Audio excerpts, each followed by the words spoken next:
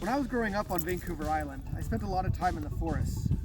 It was an awesome place to spend my childhood. The cedar forests, big mountains. My friends and I would ride our bikes through the woods. And one of our things we would do is we would build trails all through the woods. My favorite part of trail building was building the bridges. I really enjoyed coming to a creek or a ditch, and then we would build a bridge. And we'd get into the ditch and we'd find branches and pile them up and rocks to hold it all in place. A couple of boards on top so we had a flat surface to take our bikes over. But the fun part of the bridge building, or the interesting part of the bridge building afterwards, was debating who was going to go first. Was that bridge going to hold us up? Was it balanced and stable enough that if a bike went over, they wouldn't tip and fall into the creek? And honestly, more than once I fell into the creek.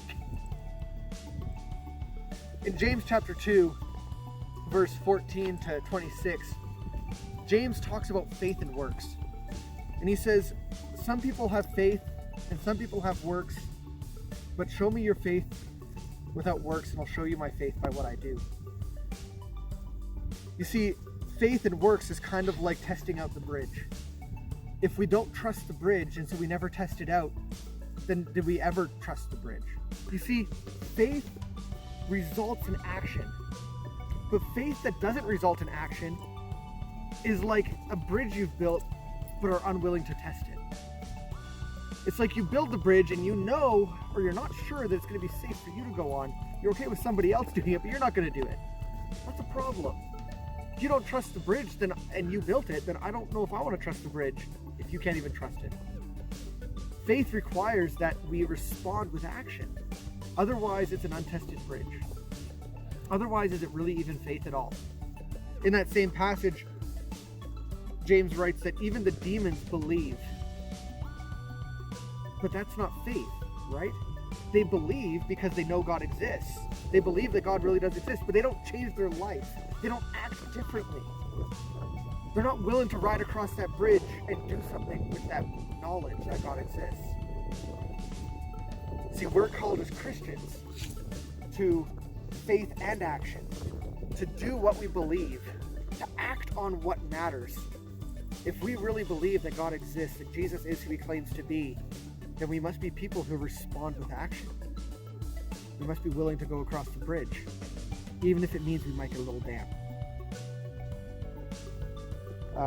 In the passage in James uses Abraham as an example. He shows how Abraham, by taking his son Isaac up the mountain to be sacrificed, was acting in faith. He knew God existed. He knew God had promised Isaac as his son, and he knew God would care for him. And so on that knowledge, on that trust that God would be God, he acted in faith. You see, the word faith literally means to trust. And so when we truly trust God, that's when our actions come in line with our belief and they become something powerful, something amazing. So let's be people who are not just believers, but let's be faithful and let's act on that faith. That can be hard right now. Being people who are in quarantine or isolation, spending time at home more than with friends or at school. It can be hard to live that out, but even at home, where your parents are asking you to live and act a certain way, where your siblings are getting on your nerves, where there's fear because of a disease and a virus spreading across our earth, let us not forget who our God is. Let's trust him. Let's act in faith. Let's believe that he is who he claims to be. And let's trust that he has built a strong bridge that we can walk across.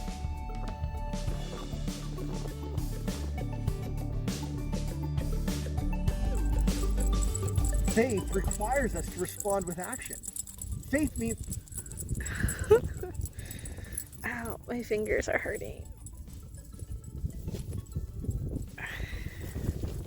Seriously, dude? Can you stop?